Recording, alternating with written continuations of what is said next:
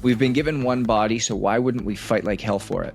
Why wouldn't we make sure that it was ready and prepared to do what it is that we were prepared to do, which was to serve, to give, to influence, to impact? This is why I've put such a focus on my health. This is why people need to realize that their health is their greatest source of wealth. There's a quote I say all the time. If you stay ready, there's no need to get ready. This is no longer about how great do I look on Instagram and look how great my body transformation was. This isn't about weight loss. This is about impact, influence, and service. And are you fit to serve? Welcome back to the Own It Show. I'm your host, Justin Rothling-Schofer. And if you're new here, as we say every single time, welcome. We've been expecting you, and I can't wait for you to continue to dive into these episodes and just be able to help elevate your life so you can take ownership of different aspects that maybe you haven't thought about before. And so if anything you hear today is something that helps you, something that changes your mindset, something that helps you implement a different habit into your life in a different way, we'd love to hear about it. Leave a comment, write a review, share this with somebody that you love, because that is what helps us reach more people. And today is a unique day. The day that I'm recording this is actually October 9th. And I know we're coming out on the following Monday, but today is special here in South Florida because we have a major hurricane prepping to hit along the south.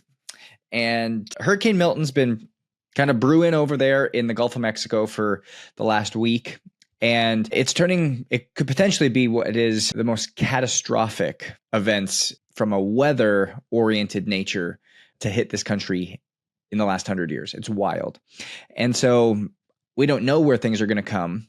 But if you listen to my last podcast, where I was talking about being over in Mexico, running our couples collective event and having the group really come together and start to bond together and start to provide a massive opportunity to serve in a powerful way when they got back in Asheville, North Carolina for Hurricane Helene that hit just a week ago. This is going to be an extenuation of this because I think what's happened over the last week has been extremely profound. And I want you to hear this, and I want you to hold true to this, and I want you to take this message and allow it to sink in for a second. Because I think a lot of people, especially in the health and wellness space, they start to say all of these things of, oh, get six-pack abs to prove that you're worth something.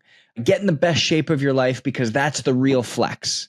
Run 100 miles to prove that you can do anything to anybody. And you take a lot of David Goggins messaging, you take a lot of things from companies like 10X or Superhuman or a lot of these other ones out there that are just, to be honest, selling a superficial change, selling something that they tell you want deep down. But if you don't change holistically, if you don't truly realize something different, if you don't have a bigger purpose and a bigger intention, which quite frankly is to serve, then what are you actually doing this for? There's still going to be the emptiness. There's still going to be the hole. There's still going to be the unworthiness. There's still going to be the lack of confidence. All of these things are still going to exist.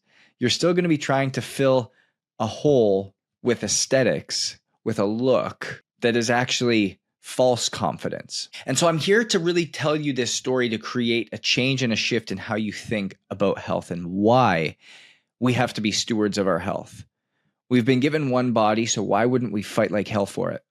We've been given one body, so why wouldn't we make sure that it was ready and prepared to do what it is that we were prepared to do, which was to serve, to give, to influence, to impact. And so I come and I stopped that last story really talking about how our group got back. They got back to North Carolina, two couples specifically, that their city that they lived in, Asheville, North Carolina, was absolutely ravaged by this storm. And fast forward 2 days, and the first text message that he sends out is to our couples collective group and saying, hey guys, we need fuel, oil, we need fuel, water, and food.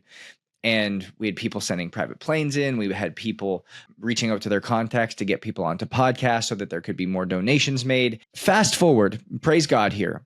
There has been over $250,000 raised by that couples collective group. There has been over 400 lives saved that started with the couples collective group that was led by Chris Larson.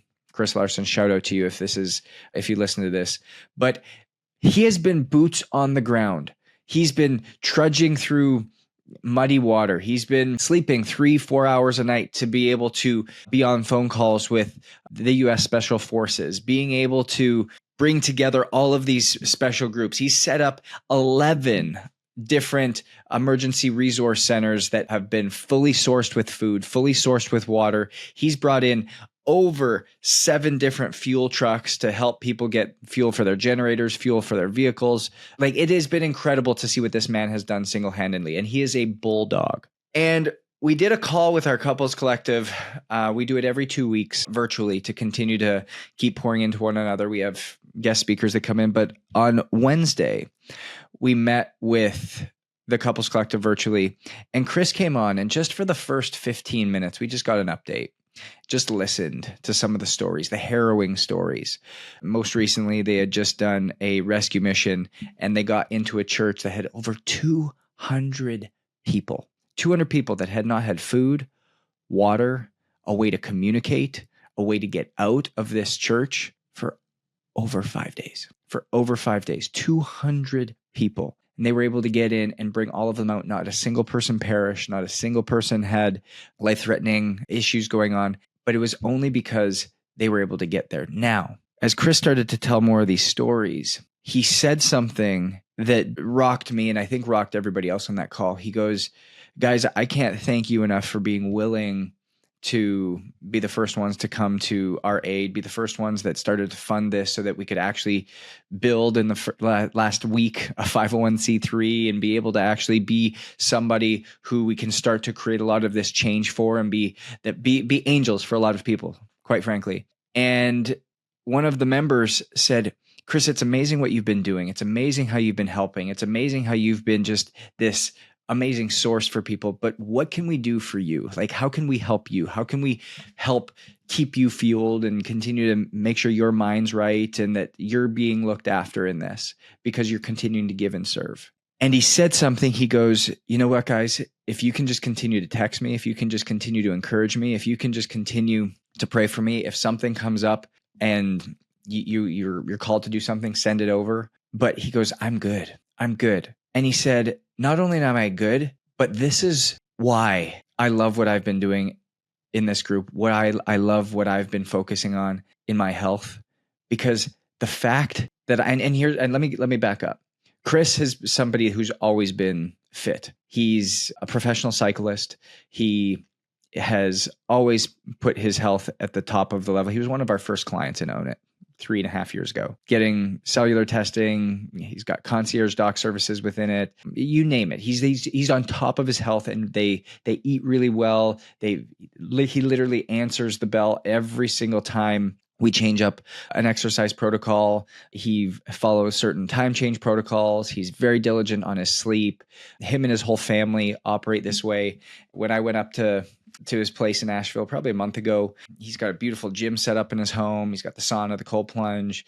He's got the whole thing. He's living the lifestyle. And he goes, this is why it matters. He goes, I've been preparing my entire life for moments just like this so that I can trudge through the water and not get tired. I can pick things up and not get injured. I can be able to have a clear mind in the times of chaos. I can have unrelenting energy through this. He goes, this is why I've put such a focus on my health. This is why people need to realize that their health is their greatest source of wealth, because we could have all the money in the world to be able to do this. But if there were people who are unfit to serve, unfit to take the steps necessary, unfit to put in the work, unfit to take on the stress, unfit to basically go out into the war zone, nothing would get done. Nothing would get done. And so it has nothing to do about six-pack abs. It has nothing to do about being able to bench or squat 500. It has nothing to do about being able to run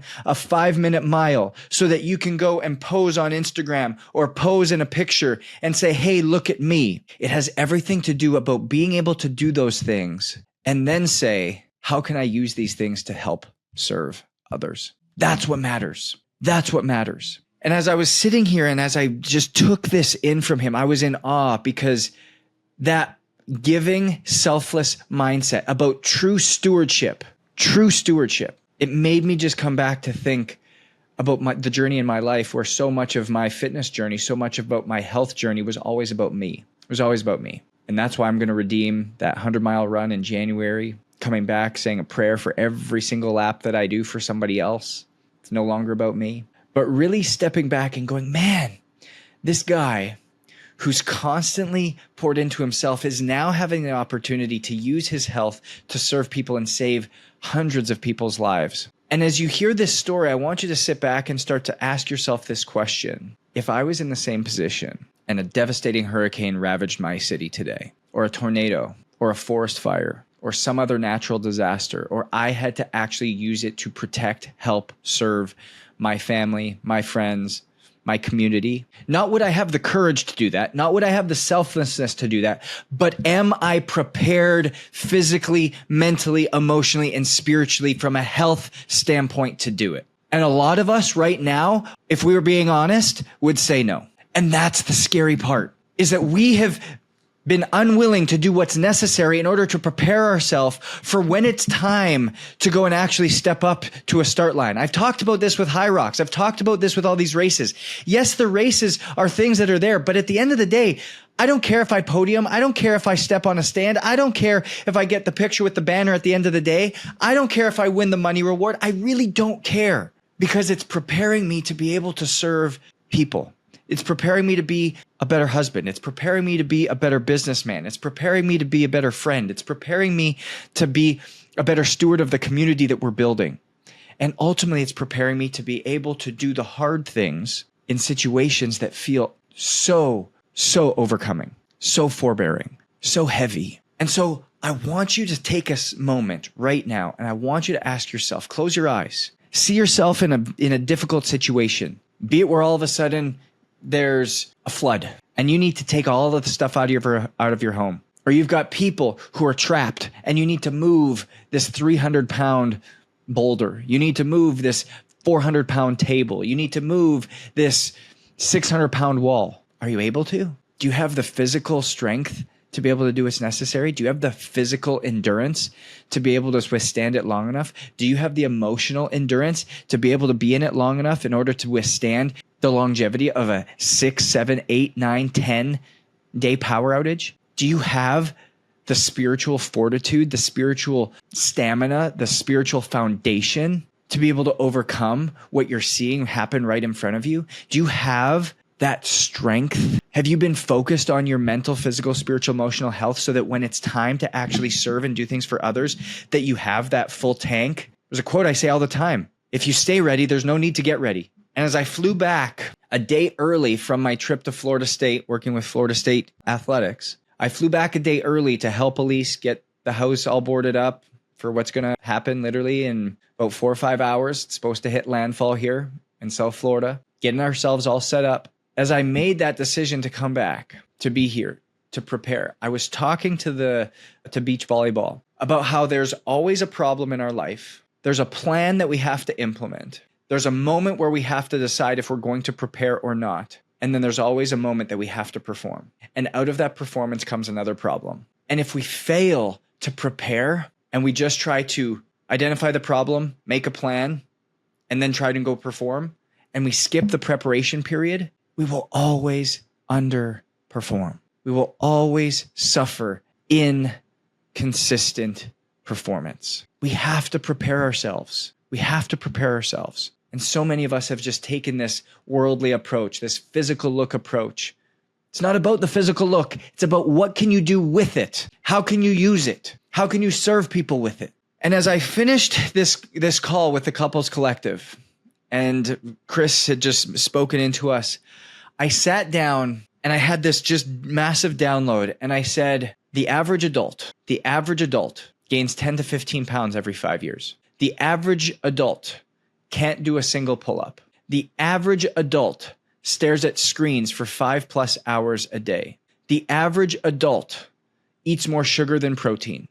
The average adult tosses and turns all night. The average adult can fall asleep but can't stay asleep. The average adult can't squat their own body weight. The average adult can't deadlift their own body weight. The average adult walks less than 5,000 steps per day. The average adult hits snooze 3 times before getting up. The average adult piles on meds for lifestyle-based diseases. The average adult gets winded walking upstairs. The average adult watches their body decay year after year. This is not getting old, my friends. This is straight up neglect. The average adult will not be able to save you. The average adult will not be able to help you. The average adult will not be able to serve you. And so you have to start to ask yourself, do I want to be the average adult or do I want to be uncommon? Do I want to be the average adult or do I want to be different? Because the moment that you get committed to being different, it no longer becomes okay that you can't do these things. It no longer becomes okay that you live a lifestyle that is going to get you to those degrees and get you to those outcomes inevitably. And until you set that standard and say it out loud that I am committing to being different. I am committing to being a different adult. I am committing to being uncommon. I am committing to make sure that I am stewarding my body in a way so I will be able to serve, I will be able to influence, and I will be able to impact on the smallest detail or the most critical detail. It's only when that hits home that you start to make a different decision. That you start to say, hey, I want somebody to guide me on this journey. Hey, I want somebody and a community that's willing to do this of uncommon people so that we can impact at a higher level. And that's what Own It has been built on. That's what Own It has been all about. That's what Own It is ultimately moving towards, is constantly trying to get more and more people who want to go on that journey from being average to being uncommon, to being average to being different. Because what you've deemed as acceptable is simply dysfunctional. And thank God that you haven't had to be in a situation like Chris that's life-threatening, that what you've let yourself get to has ultimately been the difference between life and death for you, for someone in your family, for a close friend, or someone in your community. And so I hope this resonates with you today. I hope this moves you today. I hope this drives you to make a different decision and stop being okay with the dysfunction in your life. And once you start seeing things that you can't unsee, don't turn back. Because these words that have penetrated your soul this afternoon, this morning, this evening, on this walk, on this car ride, wherever you're listening to this podcast, the words that have penetrated your soul, they're there for a reason. You're hearing this message for a reason. And this message might be for you. It might be for somebody else that you need to send this to. Because this is a game changer. Because you have to realize this is no longer about you. This is no longer about the six-pack abs. This is no longer about fitting into the 32-inch jeans. This is no longer about how great do I look on Instagram and look how great my body transformation was. This isn't about weight loss. This is about impact, influence, and service. And are you fit to serve? Are you fit to serve at the most critical moment, at the most critical hour? Because at the end of the day, you are being called up for a moment such as this. But have you prepared for your moment? We know success is different. So own your different. And we'll see you guys next time.